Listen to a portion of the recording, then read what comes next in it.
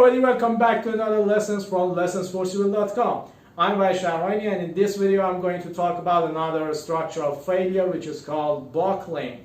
So in the first part of this video I explain about the phenomena, and in the second part I will tell you why it is important to be considered a structural failure. But before doing that, I'd like to ask you to subscribe our channel, and always for more technical videos you can go and visit our website lessonsforcivil.com. Okay, let's just start and explain what buckling actually is. To clarify this subject, I want you to consider a structural member like this and put it under axial load. As you already know, there are two different axial loads, tension and compression. So I'm sure most of you are more familiar with the tension failure. As I put it under tension and tension increases, it reaches the point that one of the cross section in this member cannot bear anymore. And from that point we will have some sort of failure that might be some sort of plastic joint or some sort of material failure or fracture or even departure or disconnection. So it's quite simple, right? Under tension, it reaches a point that we call it tension capacity of the cross section, and after that our structural member would be failed. But what about compression? So as you know, compression is the reverse direction of tension. So one possibility that comes to the mind very easily is that we may have a compression failure when the compression exceeded a certain level, and then the compression caused a total failure of the member. Yes, it is one of the possibilities, but surprisingly not the only one. Actually, we must expect another sort of failure before this compression failure.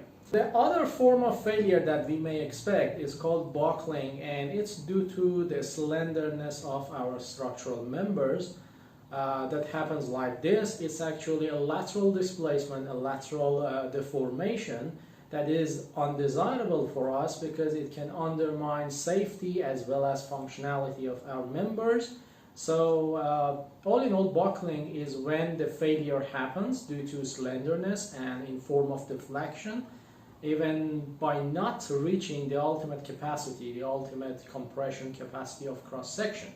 So you need to bear in mind to calculate everything and see if your member is prone to buckling phenomena or not.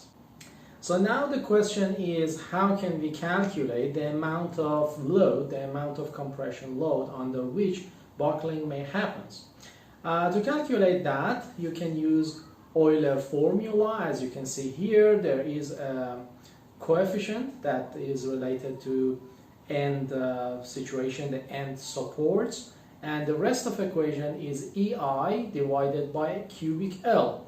So in this equation you see that it depends on elastic modulus, it depends on inertia, the moment of inertia, and it depends on the length of our members, and obviously the longer the member is, the lower critical pressure load it needs to get buckled.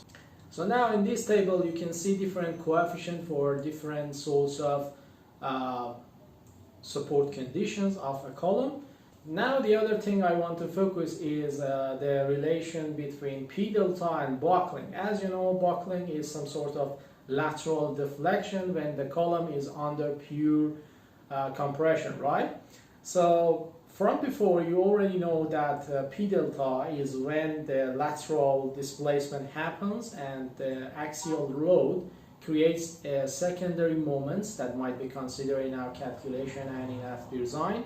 So when you are confronting the possibility of buckling, you must bear in mind that it may comes with P delta effect. So for those moments that you're working with software like ETABS, SAPS or other numerical software, bear in mind that whenever you're suspicious about buckling phenomena, you have to consider the effect of P delta. Okay guys, this video is almost over, and as you know, these videos are not aimed to give you a comprehensive overview of the topics. So for further information and more technical information, you can go to our website and watch our lessons in more details. Thank you for watching this video. Don't forget to share this video with your friends. Thank you very much. Have a good time.